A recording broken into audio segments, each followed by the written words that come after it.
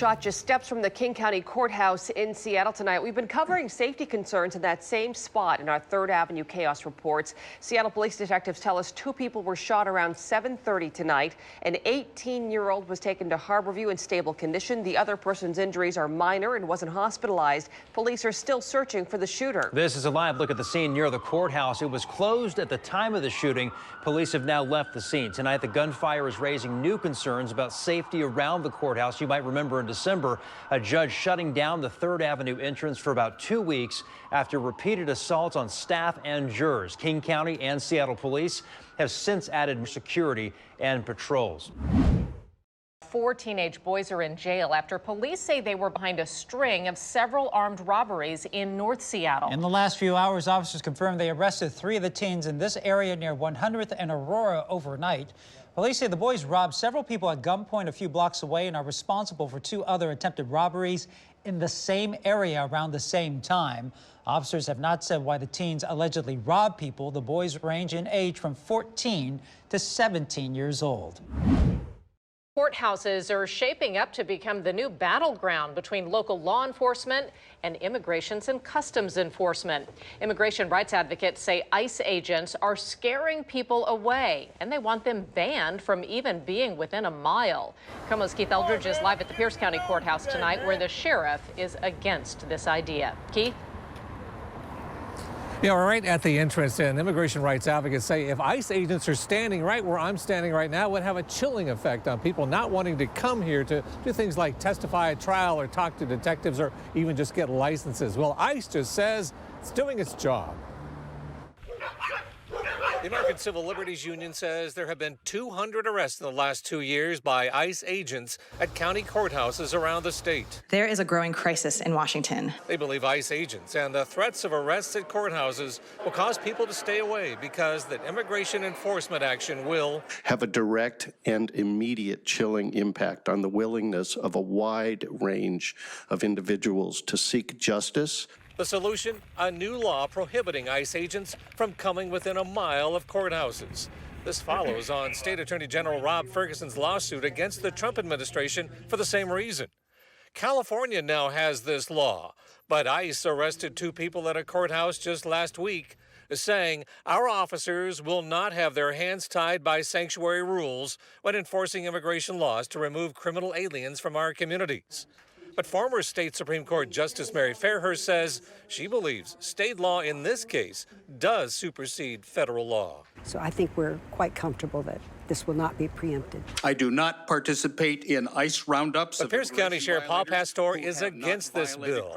I asked if he was conflicted about that. But now you're saying you support ICE in coming into the courthouse. Well, I disagree with that. I think that ICE is already coming in with judicial papers. I think this will complicate the matter.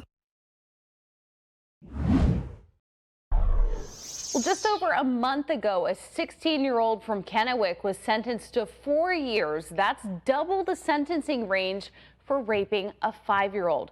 The sentence had many viewers sounding off on social media, calling the sentencing ranges too short. And tonight in an Action News special report, Julia Thatcher explains what needs to be done to tip the scale of justice. For all the keyboard vigilantes who sound off on social media, if you're as mad as you claim to be, there are ways to make changes to the law. The short answer I was given was contact your local legislator, but we hear that all the time. What does that even mean? Well, I dug deeper, and for those looking to make modifications to the law, it'll take organization and a move from behind that computer screen. The outrage on social media can be read in the comments when we post a story about how long a child predator will spend behind bars. That outrage often stops right there at the keyboard. If you feel powerful about a topic and you want to see the legislature be influenced, you come with busloads of people. For Brad Clippert, who represents the 8th District of Washington, he says he's aware of what his peers say are challenges for increasing the sentencing ranges. But ultimately, that choice is up to the people. One of the things that you'll hear in the legislature is we can't afford to pass those laws because then we'll have people in prison longer. What they need to communicate is their legislature, that's a priority for us. Spend money on that. Keep those people behind behind bars to keep our children safe. Make that a legislative priority in the budget. The type of preparation that can be done before meeting with your representative isn't as extensive as people might think. It's very, very helpful and powerful if you bring a copy of what portion of the law that you want to change and show the legislator or me exactly what it is that you're wanting to change. Come with your story, come with your heart, come with your passion, and then speak right into our eyes and tell us exactly what it is that you want us to hear. And then we work together as a team to make it happen. The state of Washington has a Sentencing Guidelines Commission. They make recommendations for the sentencing ranges to the legislature. If you're looking at it from an economic standpoint, from a fairness standpoint, and from a victim's rights standpoint.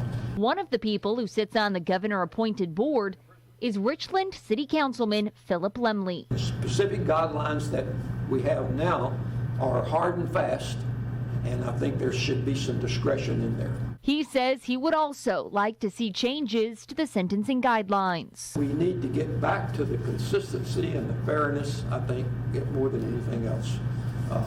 Will that stop the crimes? Maybe, maybe not. So whether you're trying to make an amendment to a law or increase the sentencing ranges, that outrage can ignite change, as long as there's action to back it up. By far, the most powerful way to communicate with the legislature is to come to Olympia in person and then speak passionately from your heart, share your story. Don't read from a paper, because we want to hear from you. We want to hear from your heart. That's what changes things in the legislature. One tactic that was shared to get the masses together was to form a coalition of like-minded people. Representative Clipper says to get the process started, it really is just as simple as heading over to Olympia to the legislative floor and sharing your story from the heart. In the studio, Julia Thatcher, Action News. And thank you for that report, Julia. For people who can't travel to Olympia to speak on behalf of a proposed bill, CBC right here in the Tri-Cities allows people to testify remotely via a video call for specific bills, and we have those details online at keepertv.com.